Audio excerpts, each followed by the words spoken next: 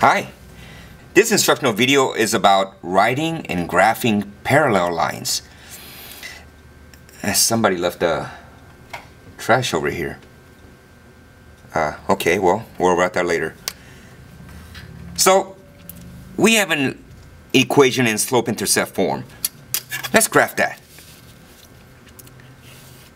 Since it's in slope-intercept form, we could use the quick graphing method by identifying the y-intercept, and from there, do the rise over run. So starting in the y-intercept is 4, or the b is 4. That's where we start on the y-axis. So you go to 1, 2, 3, 4, bam! And from there, the slope, the rise over run is up 1 over 3. So up 1 over 3. And you draw a line through those 2 points, and you have a line that's going up from left to right, kind of like gradually. So like a bunny slope on a ski hill. It's right in slope-intercept form, the equation of a line that is parallel. And you know that from geometry, when you study like pre-algebra, when 2 lines are parallel, that means they will never intersect each other.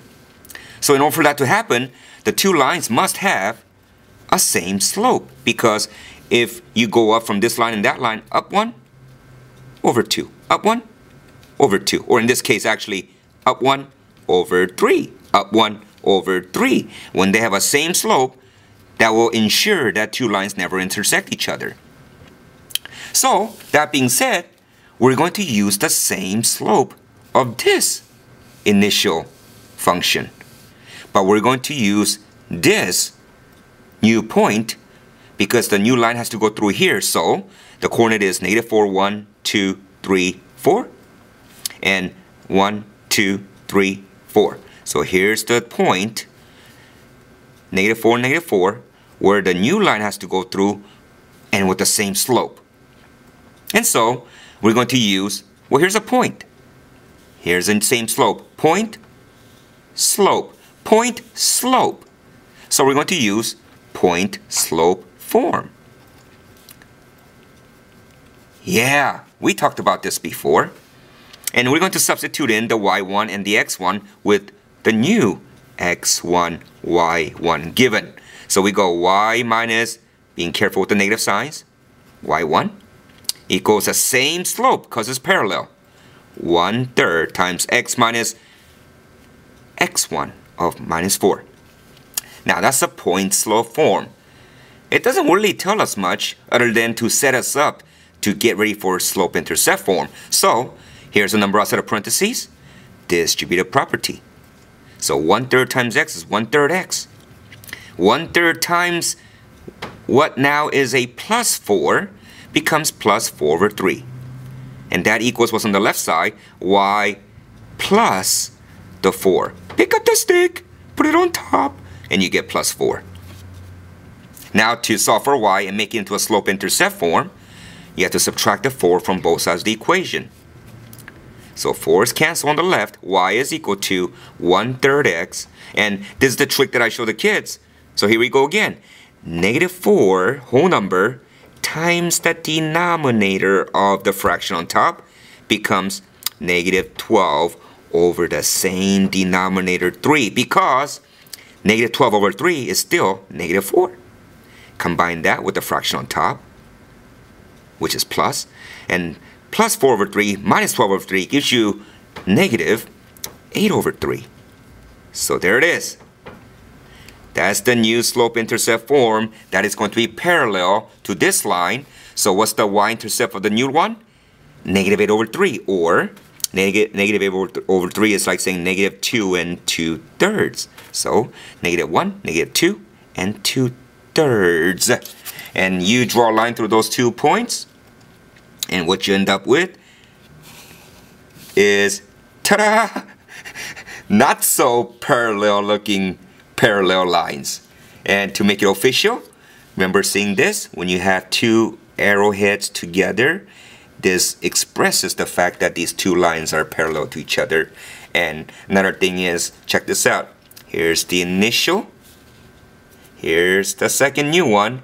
They both have the same slope, but different y-intercept.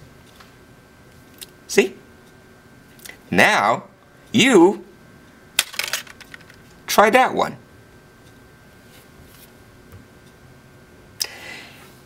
Yeah, because of the budget cuts, we're getting desperate. We're using trash as a prop.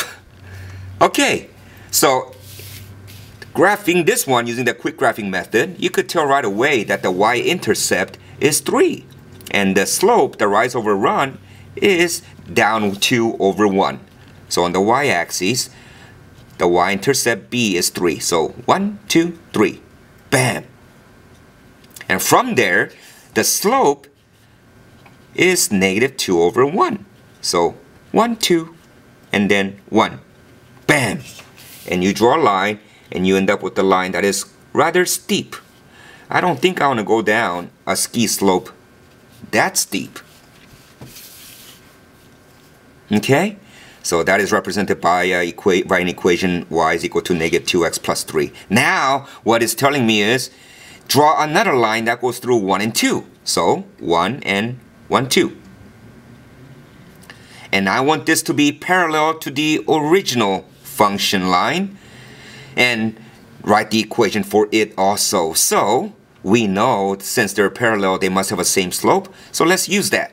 And here's the x1, y1. So, here comes y minus y1 equals m times x minus x1.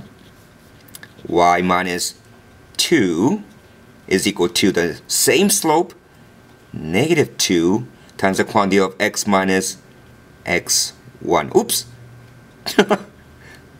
1. And then that's just a point slope form. Okay, now we have to change it into a slope intercept by doing the distributive property. Negative 2 times x, negative 2x. Negative 2 times negative 1 plus 2. And that equals what's on the left side? Y minus 2. Now to solve for y, you add 2 to both sides. So the 2's cancel on the left. So your slope-intercept formula is going to be y is equal to negative 2x plus 4. This is your new equation of a line that is going to be parallel to the initial function. So what's the y-intercept of the new one? 4. 1, 2, 3, 4.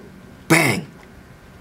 And we already had that new point given to us at 1 and 2. Draw a line through those 2 points. And what do we end up with? Something that does not look like parallel lines.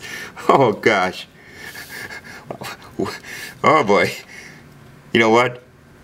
There it is. Okay. So, and this equation is marked by y is equal to negative 2x plus 4. Again, they have the same slope because they're parallel. But they have a different y-intercept because one's going through the 3 and one's going through the stretched out 4. There it is.